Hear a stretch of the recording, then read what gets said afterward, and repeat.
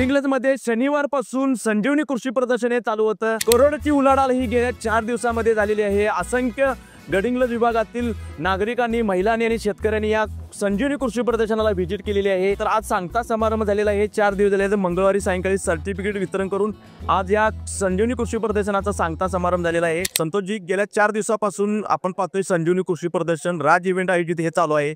कसं वाटतंय राज इव्हेंट आणि राज डावरेंचं हे सगळं उपक्रम? या वर्षीचा जो कृषी प्रदर्शन आहे ते सोने पे सुहागा म्हणायला काय हरकत नाही, कारण मुश्रीफ साहेब त्यांच्या हस्ते या कृषी प्रदर्शनाचं उद्घाटन झालं आणि अतिशय चांगला प्रतिसाद या गडिंग्लज, चंदगड, आजरा, बुदरगड आणि शंकेश्वर पर्यंतच्या लोकांचा या प्रदर्शनाला मिळाला।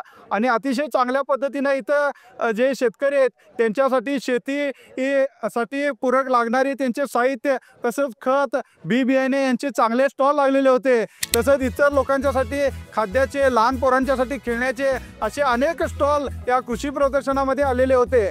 आणि हा कृषी प्रदर्शन ना भूतो ना भविष्यती अशा या गर्दीचा यावर्षीचा कृषी प्रदर्शन हा झालेला आहे। कारण कालचा एकच दिवस म्हणाल काय हरकत नाही की सोमवारचा दिवस मी आलेलो होतो इथं, सोमवार आणि रविवार आणि सोमवार कमीत कमी 50,000च्या वर लोकांनी या कृषी प्रदर्शनाला व्हिजिट दिलेला आहे। ही भूतो ना भविष्यती गर्दी या राज इव्हेंट मार्फत केलेल्या या भव्य संजीवनी कृषी प्रदर्शनचं एक चांगलंच हे उपक्रम म्हणायला काय हरकत नाही। आणि यापुढेही यांच्या उपक्रमाला आपल्या सर्वांची अशीच साथ राहील। या प्रदर्शनामुळे गडिंग्लजकरांच्या बरोबरच सगळ्यात महत्त्वाचं कृषी प्रदर्शन हे या विभागातलं राज इव्हेंट्सचं राज डावरे साहेबांनी जे या विभागात दरवर्षी जे कृषी प्रदर्शन भरवतात त्याच्यामुळं शेतकऱ्यांसह उद्योजकांना आणि उत्पादकांना एक चांगलं प्लॅटफॉर्म या निमित्तानं मिळालं।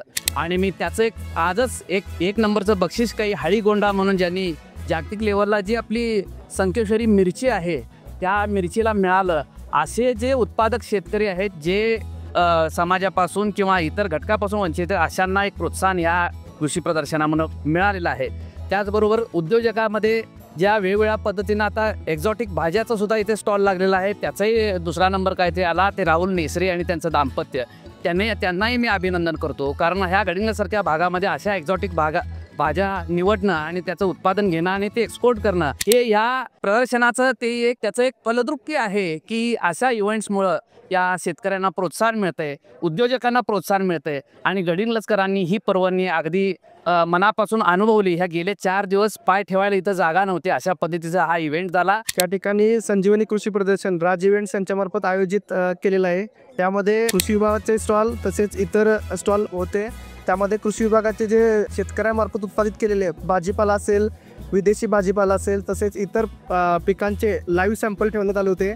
त्यातून आपण शेतकऱ्यांचे निवड केलेली आहे। प्रथम क्रमांक, द्वितीय क्रमांक आणि तृतीय क्रमांक त्यांना सन्मानपत्र आणि रोख रक्कम असं स्वरूप दिलेलं आहे, जेणेकरून शेतकऱ्यांमध्ये एक चांगला आत्मविश्वास निर्माण होईल आणि पुढे पण शेतकऱ्यांमध्ये एक स्पर्धा निर्माण होईल आणि हिरिरीनं ते या प्रदर्शनामध्ये सहभागी होतील अशी अपेक्षा या ठिकाणी व्यक्त करतो।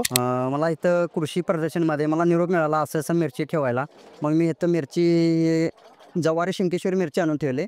मग इथं माझा प्रथम क्रमांक काढलेला आहे। मी सगळ्यांचा त्यांचा धन्यवाद मानतो। 20 गुंठ्यात माझा जवळपास आत्तापर्यंत 150 किलो माल निघलेला आहे। त्याला सरासरी दर 1500 रुपये याप्रमाणे भेटलेला आहे। आणि सर्व शेतकऱ्यांना एवढं सांगू इच्छितो की यात जवारी मिरची लावू शकतात, चांगलं उत्पन्न पण काढू शकतो त्याच्यामध्ये। आम्ही 20 गुंठ्यामध्ये जुकनीचं हे केलेलं आहे प्लांटेशन। आम्ही 20 गुंठ्यामध्ये 10 टन माल काढलेला आहे। खर्च 1 लाख रुपयेपर्यंत खर्च आहे।